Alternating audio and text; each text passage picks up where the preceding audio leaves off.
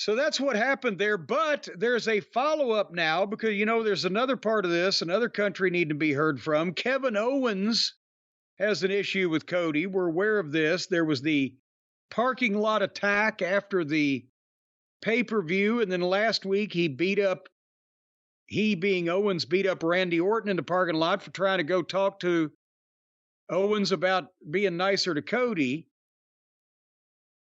And so they showed some of that. And then they had video from Owens in his car, shot with his phone, I assume. But, Brian, maybe because you're a young person who stays up with the hip cats and everything. I'm 44. Well, but you're hipper than I am. Well, yeah. And you're a bit of a hippie. What? Why, when all the celebrities are phoning in some program on the video, why are they always sitting in their fucking car? Why can't, if they're using their phone, doesn't their phone work in their fucking house? Well, I guess if you're going to do take after take, if you're sitting in your car, you don't have to worry about people.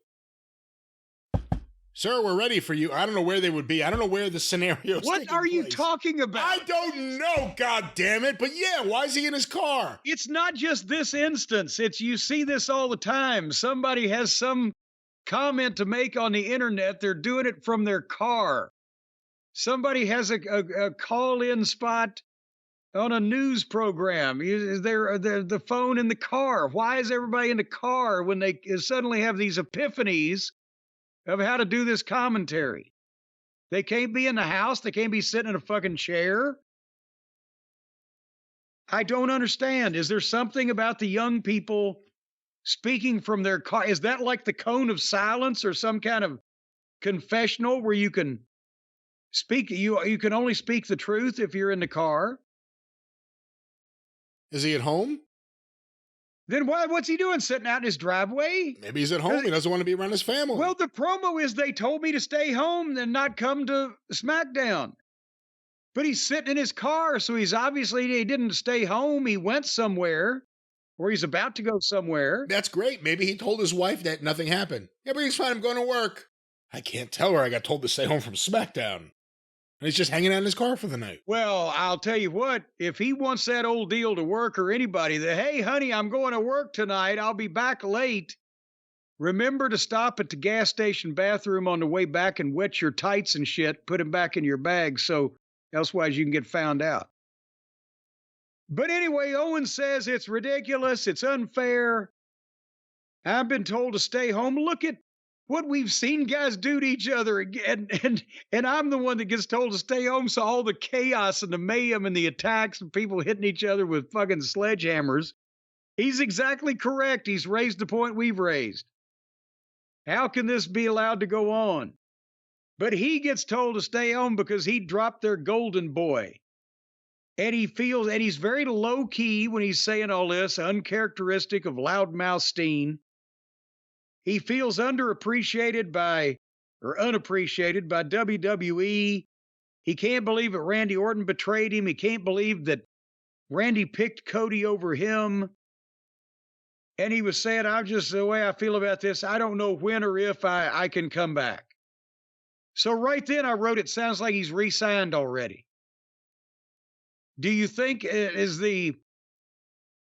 we've been talking about, is he going to go play with his friends for millions of dollars from the, wrestling version of Richie Rich, or is he going to stay here? And he's kind of dropped down the totem pole here, but do you think they've made him a massive offer of millions of dollars and he's re-signed? Because why else would they be doing something where he's not even coming back for the near future?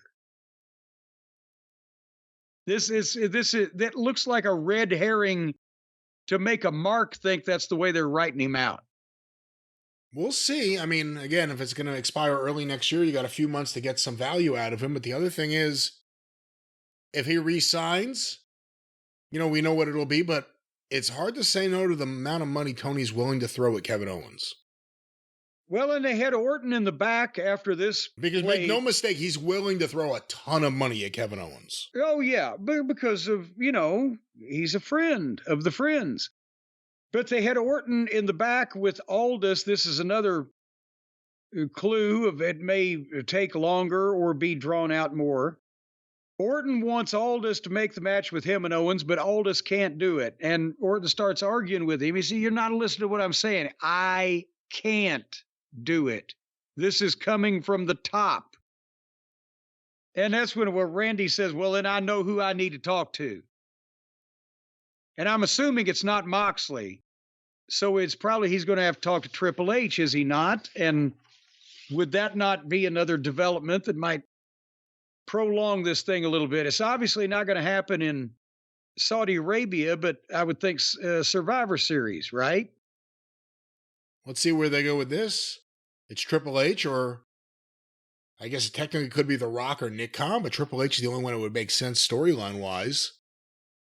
We'll see where this goes. That's an interesting little wrinkle there, that they can't make the match because they're not allowed to. Well, yeah, and here's the thing. I don't think they're going to go to Nick Khan because they haven't established him as a person that anybody goes to on camera for anything or whatever. And I don't believe they'd use The Rock on this, so I think it has to be Triple H. But we shall see.